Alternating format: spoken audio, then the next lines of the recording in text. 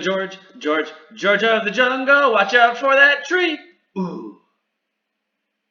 In all seriousness, though, you might be wondering why I look like George of the Jungle, and that's because I made myself a little vine farm between episodes. To be honest, this farm, though, it kind of sucks. It's not great. I've ran it all the way overnight, and I died. I starved to death somehow. I'm not quite sure. I'm not sure why. And then I ran it again the next morning, and I died. I starved to death, as somebody living in the jungle would. But I'll show you how many vines we've gotten from the 2 sessions I've run it. We've got 9 stacks. I haven't even used up half of these shears. Well, not quite 9 stacks. 8.5. It's not bad, but I think it's going to need a bit of an improvement. Anyway, that's enough of being George of the Jungle. Let's get back into my regular clothes, and let's go get started on that Nether portal project that we wanted to work on. Ah, that's much better. I've got all my normal clothes back on. And you may be wondering, hey, you had a white shirt before. That's not... You're wearing a yellow shirt, guy. That's right. I actually went and customized my skin a little bit. The previous skin that I was using, actually, it was all done on the outer skin, which wasn't brilliant, which means I couldn't add any of like that texture or detail. As you may notice, my mustache is looking much bushier. I have a very bushy mustache. Yeah, I went and messed with it, added the yellow shirt. I got some nice yellow cuffs on, some gray pants. Oh, I don't have my shoes on. I just got my socks on. Let me get my shoes on real quick here. Left pant leg, right pant leg, done.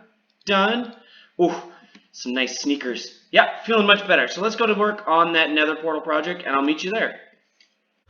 So I've collected all my resources here. We got everything marked out. We're all set to get going on this build. So I think we're going to do this one in the form of a third-party time-lapse. Let's get to it.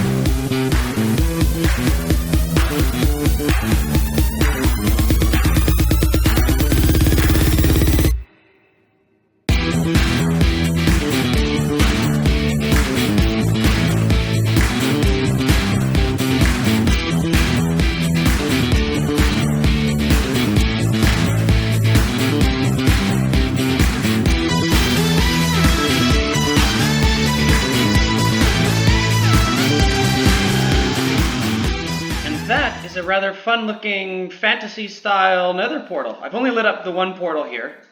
That's going to be the main portal that every time you come from the nether you end up in, but obviously you can take any portal you want. I ran out of quartz, so I haven't finished the roof on the inside yet, or the ceiling on the inside. And I would also, looking at this, you kind of look at this, and you lose a little bit of the fun of the fog effect. Looking here, it just looks purple. So I think to regain that back, because it almost looks best at the edges where you can see the stone on the outside, what I'm thinking I'm going to do is add sort of like an iceberg effect underneath where the quartz from this building almost extends like it was chiseled out of a stone in this foggy purple field or whatever, a quartz stone that was here. And I'm going to have that it kind of extend on here so that we can actually see the fog effect. It does look kind of cool because it's almost floating. Like the building almost doesn't look like it's attached to anything, but I think I would prefer it if we could get some of that fog effect back. So we're going to go get some more quartz, trade with villagers like crazy, because that's a much better way of getting quartz than mining, I find.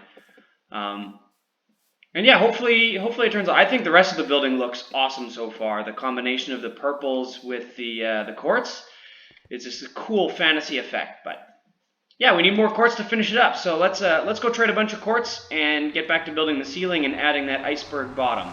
Oh, that looks so much better. It looks like it belongs in there, and I think it actually improves the fog effect as well, because now it doesn't just look purple the whole way through. I remember talking about it looks better on the sides here. And a couple more path blocks here and there, maybe one there, here, there, something like that. And I think that about does it. I have finished the bulk of the terraforming. Let's get up somewhere higher so we can see what's going on here. Yeah, I think that's starting to look really nice, the area around it. I didn't like the way the green transitioned to the purple. I thought it looked terrible, so I added all of the stone and these path blocks. I like the path blocks because they kind of look like it's dead grass, like this mystical pond here has killed all of the normal living things around it, like the grass couldn't survive. But then I would like to add some other lifelike things. But yeah, I'm having a lot of fun with this build. I think it's starting to look really cool. We added this big, beautiful tree. Isn't that such a lovely, mystical cherry blossom type? I don't even know what you call that tree, but made the stem out of bone blocks and then the pink wool and glass at the top. I think it looks really cool and it kind of matches the whole theme here. I think that I'm going to call this project good for now. I mean, I would love to do a little bit more work on it yet. Add some more trees, maybe not quite so large, maybe make them a little bit smaller, but add some more trees that kind of fit with the whole fantasy style theme. But for now, I would like to move on to a much different project, like a full U-turn. We're going to go do something technical. Hello, my name is Salesman Seth, and have I got the product for you? Do you have an incredible slime farm in the middle of your base? Are you completely overloaded with slime, so much so that you're throwing it in the air? Well, does that slime farm create a butt-ugly hole in the dead center of your base? Oh, I thought so. Well, this newfangled contraption, powered by unicorn and fairy dust, will create a 16 by 16 retractable roof that opens up right above your slime farm. Would you look at that hole? Isn't that handy? This product could be yours for the low price of 100,000 diamonds. Well, hot diggity dog, that is an expensive price. I love the idea, Seth, but that is 100,000 diamonds? No thanks, way too expensive. But because you have such a great idea, I think that is exactly what I'm going to do.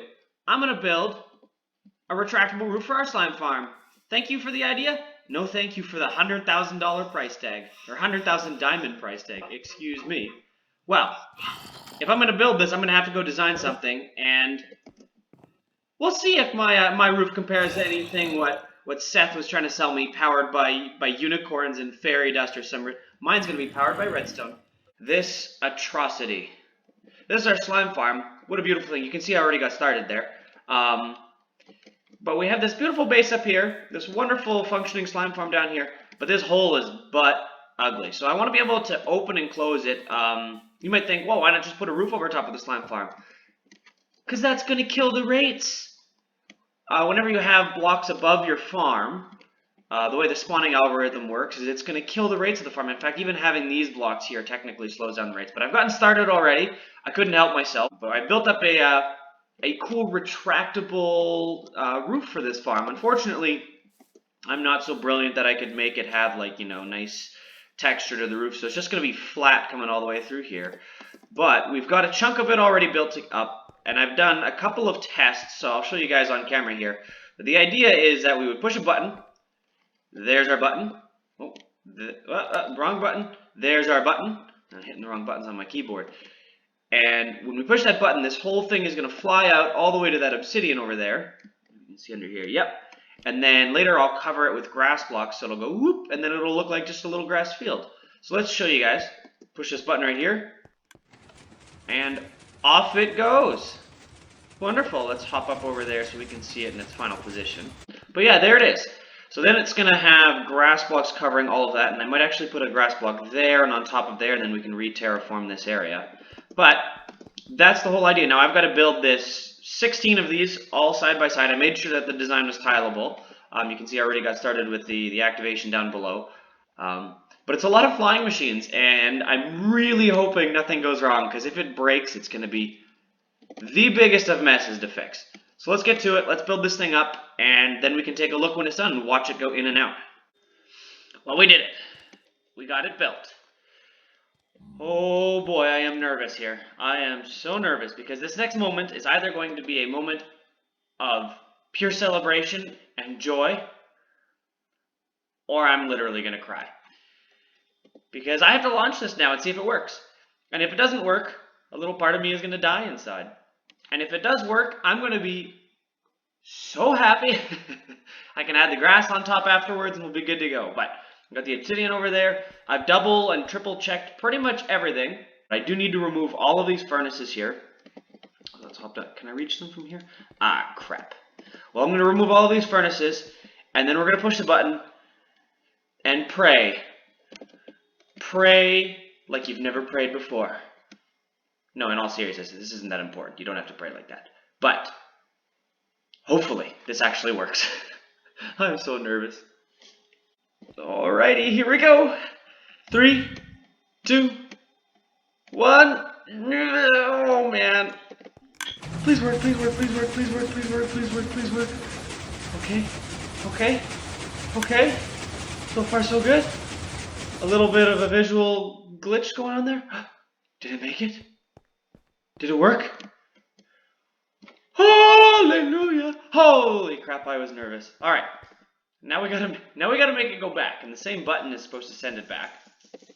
Oh please, oh please, oh please, oh please, oh please, tell me the timing is right so that nothing accidentally. Oh, here we go. 3, 2, 1. Please don't, please don't, please don't, please don't, please don't. Alright, we can't see everything that's happening. We've got some visual glitches happening, but that looks promising. Oh, is that where it's supposed to end? That looks right. Oh, please, please, please, please, please. Please tell me that worked. Let's go take a quick peek. Make sure they should all be still touching each other now. So that's all backed up against the obsidian there. And over here, it's all in contact. All of the pistons are above the obsidian again. It works! It works, it works, it works, it works, it works! Woohoo! I did it! Yay! Okay. Alright, now let's put some grass on top of it, and let's actually make this roof look like a roof. The grass is in place, and you may notice there is no longer a big hole here. I am slightly limited to how many torches I can place down here, so this is it's really unfortunate actually. Directly underneath this grass there are slime and honey blocks, which are very easily blown up, and I can't make this spawn proof. So I need to never accidentally blow up a creeper right on top of this thing, because that would just suck so much. Anyway, I've wired it up so that the button for launching the whole thing is in our storage room way down here. And our button for launching our roof, I've wired it. Actually took a while to dig the hole and wire up all the redstone, but our button for the roofer is right here behind this red piece of glass. It's like a like a NASA launch sequence button. In order to get access to it, you have to flick this lever to open it, and when I push the button to launch the roof, it automatically puts the glass in front of it until the roof is totally in place. That way I can't accidentally spam the button and break the whole flying machine launch system. And there, The roof should be back in place, and we can lock that up again. George of the Jungle, that's all we have time. Okay, that's a terrible outro. But I'm George of the Jungle again, with my sneakers on. That's all we have time for this week. Thank you so much for watching. If you enjoyed the video, please leave a like, and maybe even subscribe. Thanks for coming along for the ride. See ya!